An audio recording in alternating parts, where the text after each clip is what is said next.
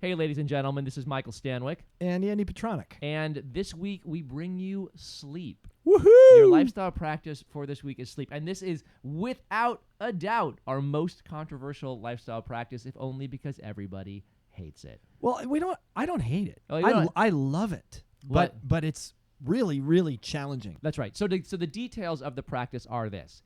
Each night for the week, you are going to get at least 7 hours of sleep. If you don't get that amount of sleep every night, you are allowed to make up for the difference by napping during the day. So let's say you got 6.5 hours of sleep last night and you get a half an hour nap during the day, you're good to go. You've completed the 7 hours of sleep. That's crazy. It's crazy. Wait a second. Napping? Napping? I've never counted napping. You've never counted napping? And how many years have we done this? I've never counted napping. That's insane. It's always been I score myself in the morning for the night before, and I forget that I could nap. So Okay, if I so- didn't get 7 hours, I just give myself a no. So here's the deal. Andy's been making a mistake. So I want to... He's been making two mistakes in that sentence. One was he was scoring himself in the morning for the night before, and the other was not napping. So let's talk about scoring of this practice. This is confusing. So be prepared. So the first day of the practice is going to be Saturday. That means when you wake up on Saturday, you will have already completed the night's sleep that you are scoring yourself for. So on Saturday, you are scoring the Friday to Saturday sleep.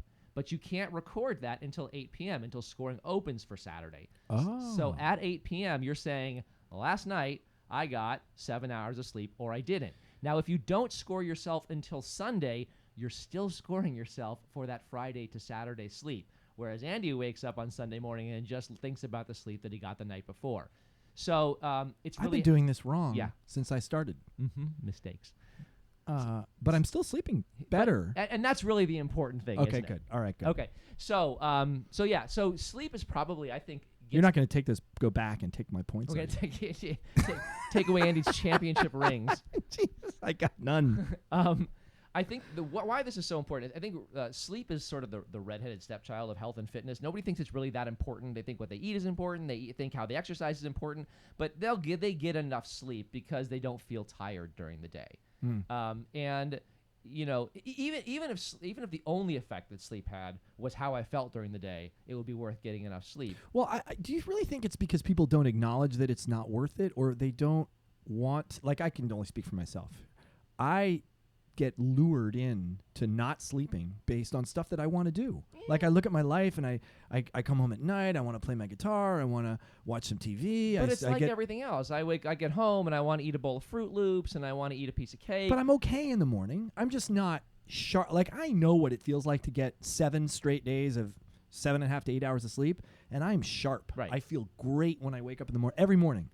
And I know that I'm not quite that way, but I convince myself that I'm okay. It's good enough. It's good enough. But you can do that with everything. You can do that with exercise. You can do that with your That's true. diet. That's true. And it has an effect not just on how sharp you are. It has an effect on the balance of your hormones. You know, it has an effect on inflammation. Right. On top of just how well you do. I used to think it was totally normal, like authentically normal, to crash at 2 o'clock in the afternoon. Oh, it's not normal? Nope, not normal. I'm kidding. I don't do that. I thought, this is why siestas were invented, because everybody crashes at 2 o'clock in the afternoon. Oh.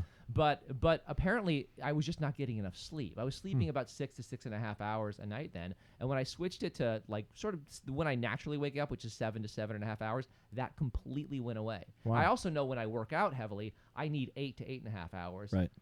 Before I'll wake up naturally. Right. And for those of you, who are considering how much sleep do I need, waking up naturally is a really, really, really good cue for you. Yeah, I mean, that's something we used in the advanced challenge. Right. And waking up naturally is a great cue. I mean, like, it's the cue. Right. It's the ultimate, unless you're waking up to go to the bathroom or you're waking up from a dog barking.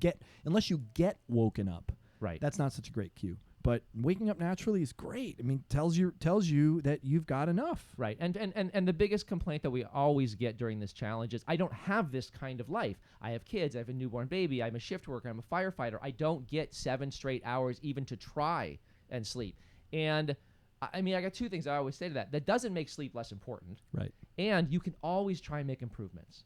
Even if you can just get to bed 15 minutes earlier one night and see if that has an effect, and start to chip away at what your sleep schedule currently is. You may never get 7 hours over the course of these 7 days, but that doesn't mean that you can't start asking questions about what it would look like to improve the practices you have around sleep. Making sure your room is dark is a really good way to make sure that when you go to bed, it's easier to fall asleep.